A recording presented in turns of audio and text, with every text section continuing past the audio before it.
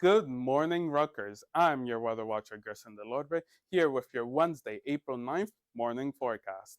So, taking a look at our current conditions out here, we are currently waking up to some sunny, beautiful April skies here in New Brunswick, but our temperatures are making us feel like we're still in January and February with temperatures of 36 but our feel like of 30 degrees. Our winds are currently light and variable coming from the north-northwest at 1.3 miles per hour. So, our headlines for the day and the days to come.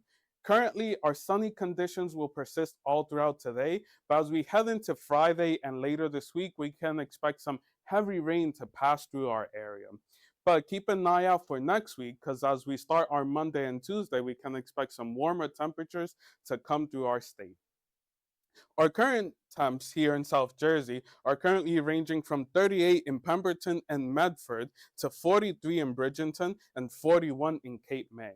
But as we head up north, the story is slightly different, with our temperatures just slightly above the freezing mark at north and to our northwest at Lafayette and Hackettstown at 34 and 33 degrees respectively. But just how cold are we in the state? Looking at our departure from our average temperatures, we can see that not just New Jersey, but all throughout the Northeast, we're dealing with temperature departures ranging from 5 degrees below to almost 15 degrees below our average for this point.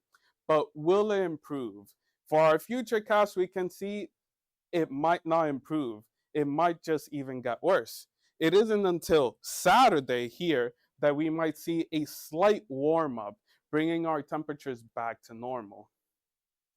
But taking a look at our surface map, stepping over here, I want you guys to focus on two different stories. The first one is after this high pressure moves along, this low pressure here starts to form right below the Great Lakes, bringing some rain, but here in April, some snow into the Great Lakes and into parts of Erie and possible upstate New York.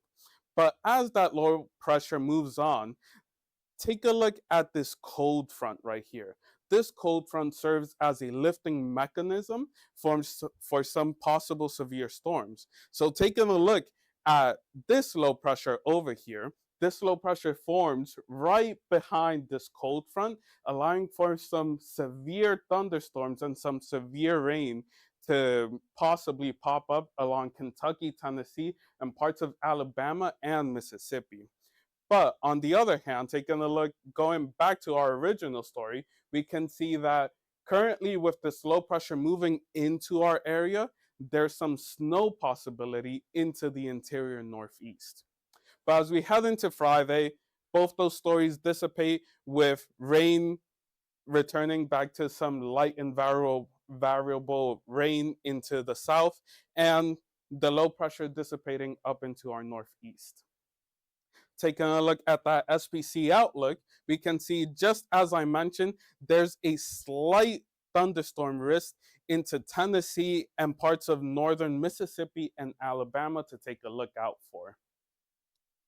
Looking at our future cast for the amount of rain that we can expect, into our Friday and into our Saturday, we can expect some rain amounts ranging from half an inch to almost an inch into the entirety of our state, with heavier rain out to our west into Pennsylvania. But as we can see that this rain is severely needed, with parts, primarily parts of South Jersey currently dealing with extreme and severe droughts. Taking a look at our 7-day outlook, into Thursday, Friday, Saturday, as we mentioned, we will be dealing with cool temperatures below average with a high of 50 today, 53 tomorrow, and a high of 48 into Saturday as those rains move in.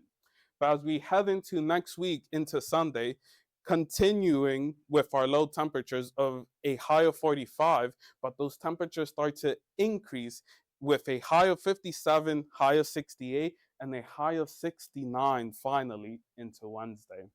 Remember, for all your weather details, you can follow us on Facebook, Instagram, X, or YouTube. I've been your weather watcher, Gerson Del Orbe, signing out.